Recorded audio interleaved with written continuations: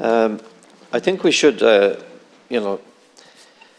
understand that the reason why we're here today is because of Shane Carr, because of the articles in the Daily Mail which carried banner headlines of rights delayed, justice denied, front page stuff, revelations, memos, the whole lot. That's why we're here. And if you want to understand this, you just need to go back to the contribution made by Mary Harney to the Senate in March 2005, where she sets out the history to this issue and refers to the High Court decision which was upheld by the Supreme Court. And she went on to say that at the time the regulations were introduced, the department issued a circular to the health boards, effectively telling them that they could move people away from full eligibility by taking away their medical cards. I think that's just outrageous. It doesn't shock me anymore, because I've seen this tactic in play in many different government departments. But when you see it set out in black and white, dating back to 2005, you begin to understand that there is indeed a strategy here. There is indeed a practice that is being followed. And that practice essentially is to defend at all cost, whether you're right or wrong, the state, and to down the citizen or ensure that the muscle of the state wins over a person or a group taking an action. So Minister Harney at the time went on to say that by removing the medical cards, they became limited eligibility and could be charged. The High Court and Supreme Court decisions then, the legal advisor of the Department of Health, as it was then, stated that it was not possible to amend primary legislation by regulation, which is significant. The Eastern Health Board, South Eastern Health Board, had actually brought forward the legal advice that they had received, stated that the difficulties being experiencing in levying charges on persons for long-term care in health board institution arises from the failure of the legislature to deal with the question of charges and maintenance in a clear and unambiguous fashion when the 1970 legislation was being passed.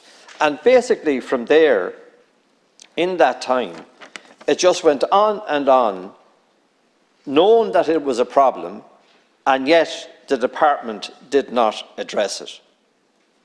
So as it went on, and as it was seeking advice, not looking for the advice but not doing anything about it, we come to the famous meeting in the Shelburne Hotel, the Gresham Hotel, I beg your pardon. And the Gresham grandees at that particular meeting were advised, because in Mary Harney's own report to the Senate, she tells us that there was advice distributed. Travers, in his report, refers to the accountability necessary by both the administrators of the state, the bureaucracy, and the Minister for Health. And he goes on to say, I did not exclude the politicians from responsibility for these matters. I said that the politicians should have probed more deeply over the years, and I include the former Minister, Deputy Martin, in this. This probing was not done. So it was dysfunctional within the department. The normal standard procedures were not followed. And the result of that was that people were deprived of their rights, and that a strategy was put in place as to what was needed to be done. Now, I said that this is not new to me. We've seen it elsewhere. Like, for example, in the case of Shane Carr, who is now making all of these revelations in the media, is it not now the time, Minister, to invite him in response to all of his letters to you, and talk to him in detail about what has yet to come, because that is what he has said. There is more to come. I think that we need to know what that more is. Is it not time, for example, to look back on the issues within the department? For example, the thalidomide issue has been mentioned here today, yet unresolved, but the department continues to spend millions and millions of euro on legal advice to fight off those that are left, those thalidomide victims that are left, and trying to ensure that, time will take care of things. That's a shocking policy or strategy being employed by the state. If you look at the Grace case, we had it here in a debate similar on a Thursday.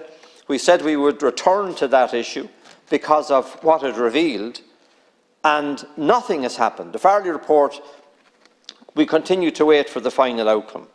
But in the meantime, the legal eagles and the officials in the HSE are undermining the board of the agency in Waterford that was at the centre of this. And the board members trying to do the right thing, laymen, they're now, over this coming weekend, considering whether they should resign or not altogether from that. Decent people making an effort to do the right thing, being confronted by the HSE itself and its legal arm to ensure that they move things on away from themselves and to some other issue. The Vicky Phelan case, the bravery of that woman, not signing a confidentiality agreement and coming out and dealing with the issues openly and honestly, revealed to a state that was continually trying to undermine the citizen, the person that was wronged, by legal strategies. It is there for everyone to see. And we seem to deny it. You seem to deny it in here. And it seems to be now being denied by government. And that's wrong. The first duty of a government is to keep its people safe. We are not keeping our people safe.